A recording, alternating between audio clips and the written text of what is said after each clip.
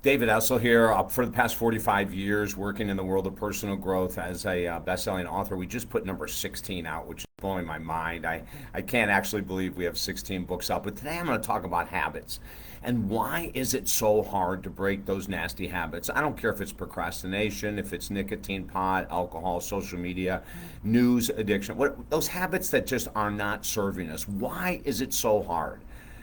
Because so many people have a desire to lose weight, to save a relationship, all these different things, these habits that we have of eating at night, emotional eating, these habits we have of arguing when there's no sense in arguing anymore about the same topic over and over and over. But these are all habits. And so we're going to take a little bit of time today to describe why is it that they're so freaking difficult to discard, to let go of. There's so many people, including myself, that are really freaking smart in this world, and yet I myself struggle with addictions and bad habits for over 30 years. So, we have to look at the reasons why, and go to the website, talkdavid.com, with 5 free books there. That could help you out as well. But the number one reason why it's so hard to break bad habits is because, number one, we have to have a desire.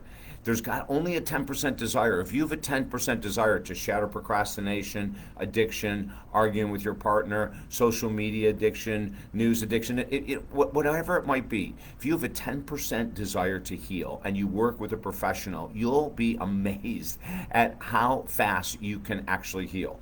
You can get rid of those bad habits if you just have a 10% desire. Now, if someone comes in and says, I'm only here because my wife told me to come, my father told me to come, I'm not going to do any work, well, there's no chance of them ever getting sober or breaking the habit, whatever it might be, biting their nails or whatever, until they have at least that 10% desire. And then step 2 is, once you have that 10% desire to change, is find a professional to hold you accountable and do exactly what they tell you to do, unless of course it's unscrupulous or something like that. But otherwise, surrender to the program. I had, as I mentioned, addictions for 30 years. I went to a treatment center, and one of the things the guy said to me there, Essel, would you just shut up with your opinion and follow what we tell you to do?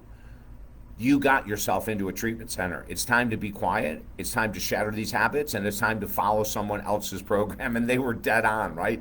They were right. So find someone who can hold you accountable. Do what they tell you to do. These are some of the most important ways that we're going to break a bad habit. Let people know close to you that you're planning on letting this habit go.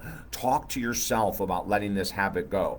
Write, journal every day about letting this habit go. The days that you've let the habit go, my God, write about it, congratulate yourself, pat yourself on the back, etc., etc., right? The days that you've gone back to those old habits, and I'll tell you why we go back to those old habits, even though it doesn't make sense to, those days, that's the proof and the reason why we need an accountability partner, a coach, a therapist, a counselor, whatever it might be, a personal trainer, a financial advisor, whatever it might be. But we really do need someone in our corner to help us break these habits, especially the habits that we've had for 10, 20, 30, 40 years. So now, let's get into the conversation of the conscious and the subconscious mind, right? So the conscious mind says, God, I stay up way too late. That's my bad habit. I bite my nails and my fingers look like crap. That's my bad habit, right? I emotionally eat in the evening from 9 o'clock until 11. That's my bad habit. So we want to figure out what it is, and we've got to write it down. We've already got the accountability partner. We've already know that we're getting really serious about this. We have a 10% desire to heal. We're going to follow everything